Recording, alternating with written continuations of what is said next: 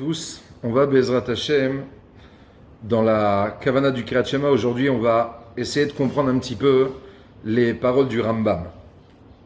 Alors avant tout, je voulais vous relire la Gemara rapidement. Le dernier passage de la Gemara dans Brachot Daf Yud Gimel Amud Bet.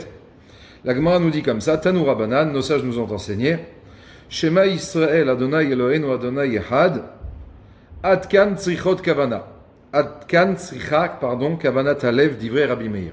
Rabbi Meir nous enseigne que jusqu'à la fin de ce pasouk-là, en fait le premier pasouk du Kriyat Shema, on a besoin de Kavana Talev.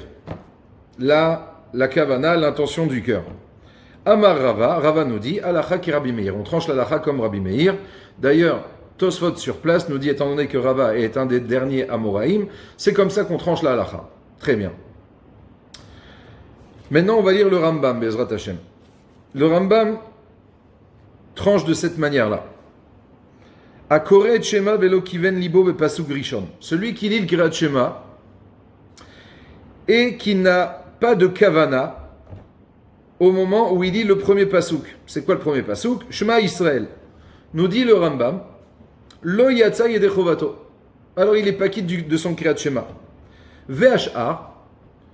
Quant au reste du Kriyat Shema, im lo kiven libo yatsa. Même s'il n'a pas eu cette kavana, il est quand même quitte. Et le Rambam va plus loin. Non seulement il n'a pas eu de kavana, mais même si, admettons, il était en train d'étudier un passage du Chumash, il est en train de lire du Chumash, Afilu ayakore batora kedarko, ou bien pire encore, il était en train de faire une correction. Ça veut dire qu'il avait, admettons, des parachiotes de tefilin, et donc il était en train de lire dans le Chumash pour voir s'il n'y a pas d'erreur sur cette tefilin.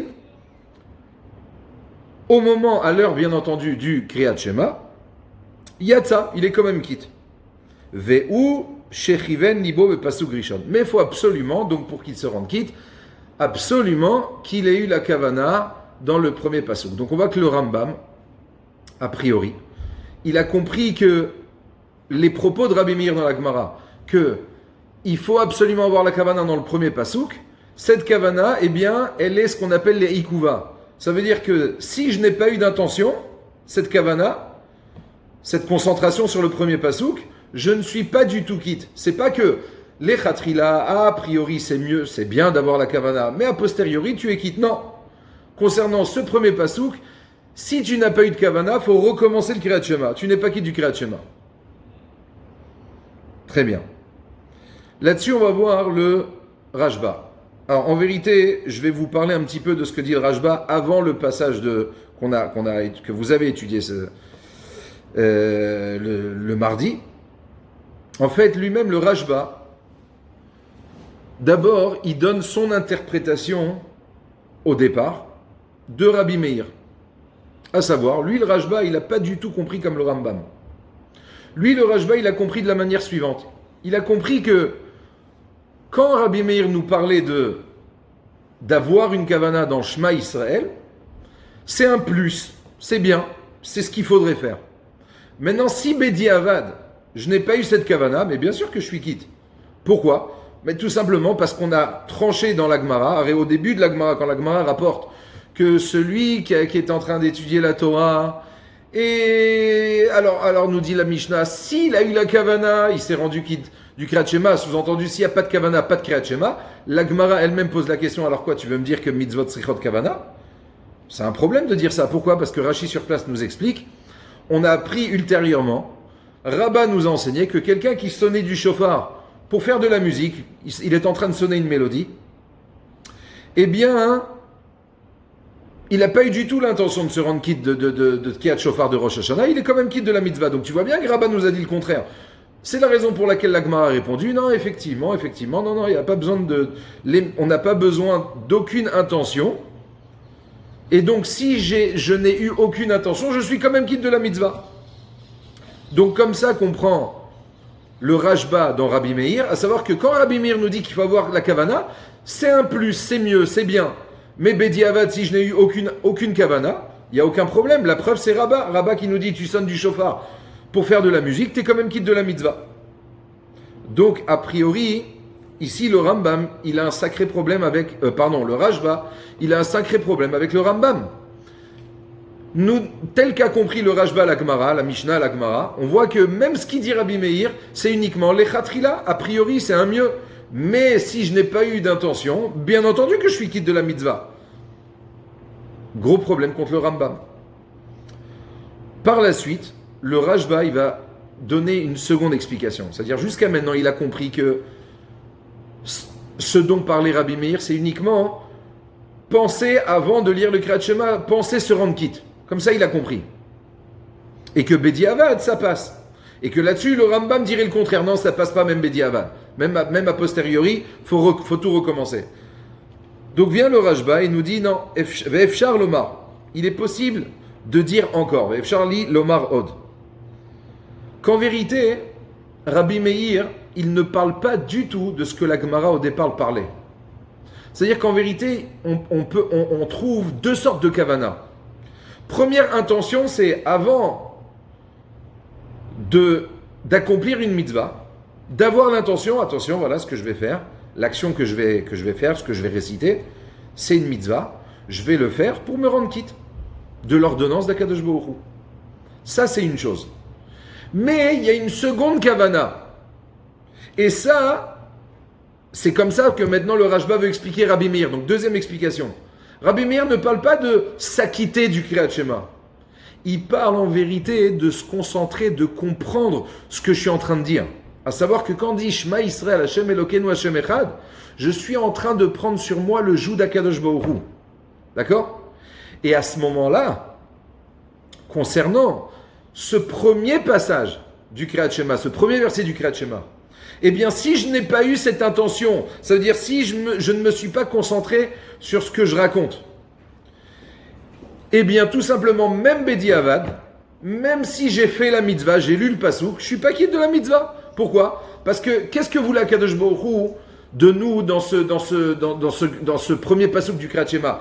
Pas seulement de le lire, de le réciter, bêtement. Mais en vérité, Akadosh Baruch Hu voulait qu'on prenne sur nous le joug d'Akadosh Baruch Hu. Donc à ce moment-là, nous dit le Rashba, dans une mitzvah, dans le premier pasouk du Kriyat Shema, ce sera inacceptable, on ne pourra pas valider la mitzvah, même si, admettons, avant de faire mon Kriyat Shema, je vais dire voilà, je vais m'acquitter du Kriyat Shema, mais au moment même où je vais prendre sur moi le joug d'Akadosh Baruch Hu, eh bien, je vais penser à autre chose. Ça, il nous dit le Rashba, c'est inacceptable. Et donc, à ce moment-là, ce que viendrait nous dire Rabbi Meir, que Adkan Kavanat Alev, oui, ça veut dire que si tu n'as pas pensé à ce que tu étais en train de dire, eh bien, même Bediavad, tu n'es pas quitte de la mitzvah. Et ça n'a rien à voir avec le sujet de mitzvot Tzrichot Kavana. À savoir qu'avant d'accomplir une mitzvah, faut que je pense à m'acquitter. Et nous dit le Rashba, d'ailleurs, cette même notion, on la trouve aussi concernant la première bracha de l'Amida. Quelqu'un qui n'a pas été mitkaven, qui n'a pas eu d'intention dans la première bracha de l'Amida, il n'est pas quitte de l'Amida. Nous dit le Rashba, mais je comprends pas. Si ici on parle d'une kavanat de s'acquitter, pourquoi faire une distinction entre la première bracha et les autres brachot de l'Amida ? Comme si la première bracha, c'est ça l'Amida et le reste, c'est rien du tout. Mais non, chaque bracha, c'est une mitzvah. La tfila, elle est constituée de 19 brachot. D'accord ? Donc si c'est uniquement, il s'agit ici uniquement de s'acquitter de la mitzvah, nous dit le Rashba, je ne vois pas en quoi on ferait une distinction entre la première bracha et les autres. Alors qu'ici, étant donné que la première bracha, qu'est-ce qu'on est en train de faire dans la première bracha ? On est en train de faire une louange à Kadosh Baruch Hu. Et là, une fois de plus, nous dira le Rashba, c'est inacceptable. Comment tu peux faire une louange à Kadosh Baruch Hu et penser à autre chose ?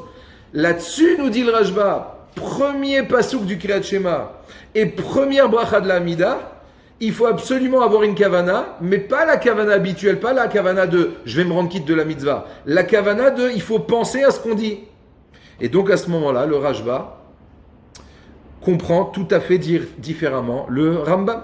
C'est-à-dire qu'en vérité, d'après cela, on comprend maintenant ce que nous dit le Rambam.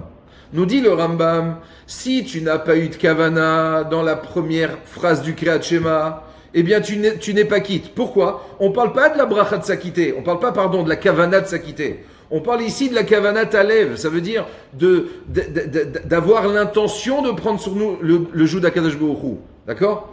Alors que concernant le restant du Kriyat Shema, mitzvot en srichot kavana. J'ai pas besoin de kavana. Et donc nous dit le Rambam, même si on parlait de quelqu'un qui était en train de corriger des parachiotes, ou quelqu'un qui était en train d'étudier, tant qu'il a lu le Kriyat Shema, mais il s'est acquitté de la mitzvah. D'accord? Je vais vous le faire rapidement dans les mots. Ve'ef Charlie Lomar Od, nous dit le Rajba, et on peut dire encore, des pasuk rishon tzarich kavana, que le premier pasuk, on a besoin d'avoir la kavana, va filou bediavad, ça veut dire que même a posteriori, si je n'ai pas eu cette kavana, je ne suis pas quitte. Ve'en davar zetalouy beidar de mitzvot tzrichot kavana. Maintenant, cette kavana dont nous parlons ici, ça n'a rien à voir avec la kavana de mitzvot tzrichot kavana, qu'il faut avoir l'intention de se rendre quitte de la mitzvah avant de l'accomplir. Pourquoi? De atam bekavana latzet advarim amuri. Parce que là-bas, quand on parle de mitzvah tzrichot kavana, c'est uniquement l'intention de se rendre quitte de la mitzvah avant de l'accomplir. Avalkan, mais ici, ce dont on parle, kavana ta'inyan, on parle de la kavana du sujet, de la chose qu'on est en train de faire, à savoir, shelo yarer bedvarim acherim kedei shel kabel alav malchut shamayim be'askamat alev. Ici, on ne tolérera pas qu'il pense à autre chose. Pourquoi? Parce que ici, le inyan, c'est quoi? C'est qu'ils prennent sur lui le joug d'Akadosh Baruch Hu. Vekeinyan shamru gan ken bebracha rishona shel tfila, comme ce qu'on a vu concernant la première bracha du Shmona Esrei.